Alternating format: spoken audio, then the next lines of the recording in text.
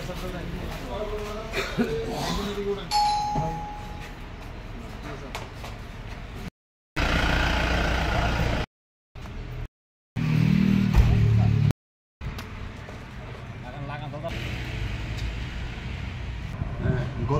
24 তারিখে গত মাসের 24 তারিখে আমরা বাইল্লাপাড়া চিকনছড়া থেকে একটা বাড়ি থেকে আমরা টোটাল 39 কেজি 600 গ্রাম শুকনা গাঁজা উদ্ধার করছিলাম এবং ওই ব্যাপারে আমরা 24 তারিখে আমাদের থানাতে একটা এনডিপিএস কেস হয়েছিল, যে কেসের নাম্বার ছিল 9/2025।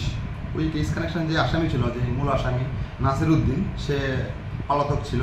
আমরা ওকে ধরার জন্য বিভিন্নভাবে চেষ্টা করেছিলাম। গতকালকে রাত্রে আমরা গোপন খবরের ভিত্তিতে আমরা চিকনছড়া বাইল্লাপাড়াতে রেড করি এবং যে ওই কেসের আসামি নাসির উদ্দিন, ওকে আমরা গতকালকে রাত্রে অ্যারেস্ট করতে সক্ষম হয়েছি।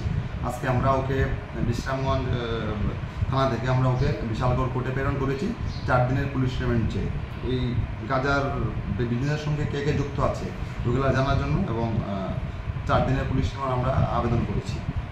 আমরা তাদেরকে রিমান্ডে এনে তাকে আমরা জিজ্ঞাসাবাদ করবো এই অপরাধের সঙ্গে আর কে কে যুক্ত আছে। স্যার, আমি পরিচয়, আমি ইন্সপেক্টর সুনিল দেবনাথ, ওসি বিশ্রামগঞ্জ থানা।